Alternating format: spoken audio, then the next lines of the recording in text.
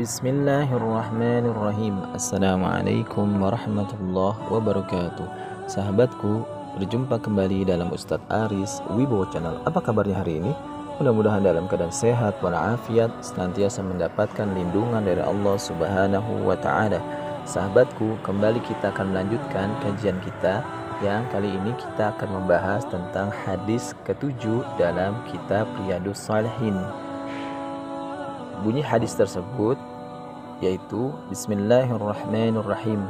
Wa an Abi Hurairah Abdurrahman ibni Sakhrin radhiyallahu anhu qala Rasulullah sallallahu alaihi wasallam inna Allah la yanzuru ila ajsamikum wala ila suwarikum walakin yanzuru ila qulubikum. Rawahu Muslim.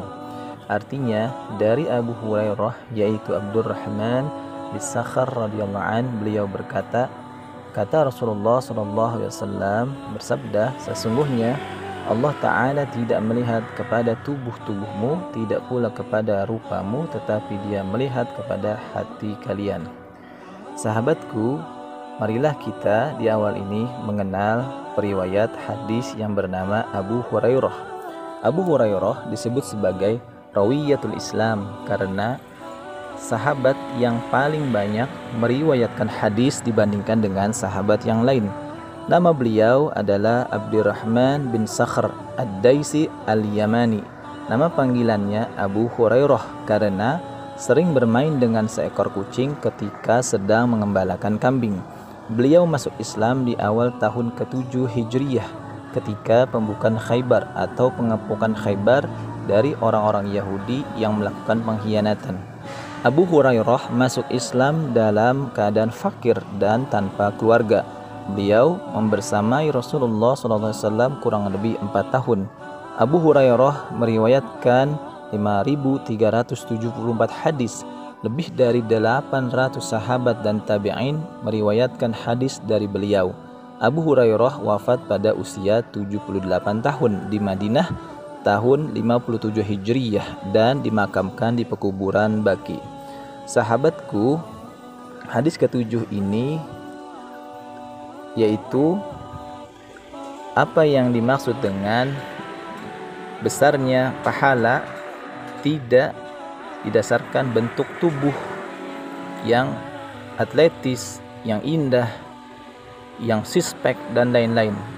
Dan dosa juga tidak diberikan pada orang yang fisiknya jelek atau memiliki kekurangan atau memiliki keterbatasan. Tetapi balasan pahala dan dosa itu didasarkan pada bagaimana niat kita dalam merawat tubuh yang kita lakukan. Bagaimana hal ini sesuai dengan firman Allah Subhanahu wa Ta'ala dalam surat Saba ayat ke-37. A'udzubillahi minasyaitonir rajim. Wa ma amwalukum wa la auladukum billati tuqarribukum indana zulfa illa man amana wa amila salihan faulaika lahum jazaa'ud dhi'fi bima aminu wa hum fi ghurufati aminun. Artinya, dan sekali-kali bukanlah harta dan bukan pula anak-anak kamu yang mendekatkan kamu kepada kami sedikit pun, tetapi orang-orang beriman dan mengerjakan amal-amal soleh, mereka itulah yang memperoleh balasan yang berlipat ganda disebabkan apa yang telah mereka kerjakan, dan mereka aman sentosa di tempat-tempat yang tinggi, yaitu di dalam surganya Allah Subhanahu wa Ta'ala. Dalam ayat ini Allah menjelaskan bahwasannya ganjaran pahala itu bukan pada keindahan tubuh, banyaknya anak, harta dan lain-lain, tetapi karena amal soleh. Amal soleh yang kita lakukan insya Allah akan mengantarkan kita masuk ke dalam surganya Allah Subhanahu wa Ta'ala.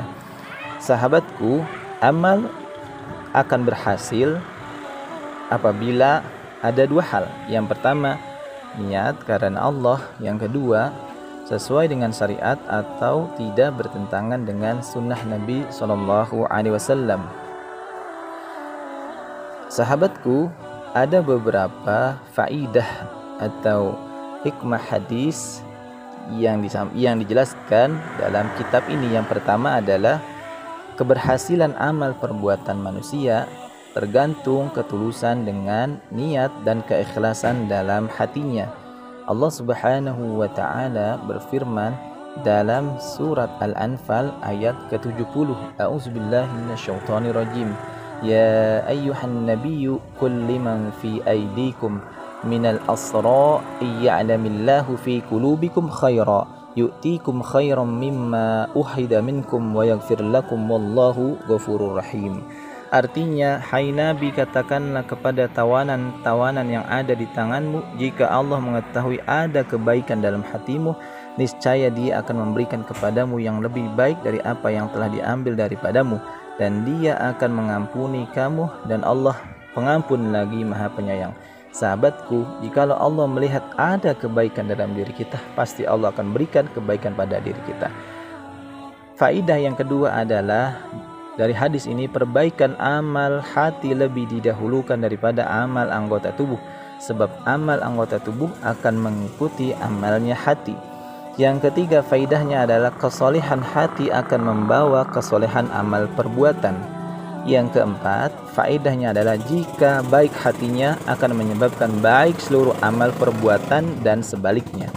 Yang kelima adalah kebersihan hati tidak bisa dibohongi, dia akan tetap tampak walau ditutupi, dan keburukan hati akan tetap terlihat walaupun ditutupi kebaikan perbuatan. Hikmah yang keenam adalah jangan berlebihan menganggap kesolehan seseorang juga soleh di hadapan Allah, dan juga jangan meremehkan orang yang banyak dosa sehingga sudah dipastikan dia adalah ahli neraka. Karena itu kita harus seimbang dalam menilai seseorang dan sibukkan diri kita untuk menilai diri kita sendiri dan memperbaiki kekurangan-kekurangan kita. Yang ketujuh, sahabatku, hikmah dari hadis ini adalah setiap orang akan dihisab sesuai niat hati dan amal perbuatannya. Yang kedelapan, yang terakhir adalah jangan menilai seseorang dari penampilan luarnya saja. Bisa jadi indah di luar, kurang indah di dalam, tetapi bisa jadi karena keterbatasan dia sehingga penampilan luar sangat sederhana, tetapi sesungguhnya di dalam hatinya sangat indah. Oleh karena itu, sebagai seorang dai, tugas kita terus bergerak untuk berdakwah, tidak mengenal strata sosial, melainkan menyampaikan Islam untuk seluruh alam. Sahabatku, ini saja yang bisa disampaikan, mudah-mudahan bermanfaat. Sekali lagi, sahabatku, jangan lupa untuk like, share, and subscribe channel dakwah ini. Wassalamualaikum warahmatullahi wabarakatuh.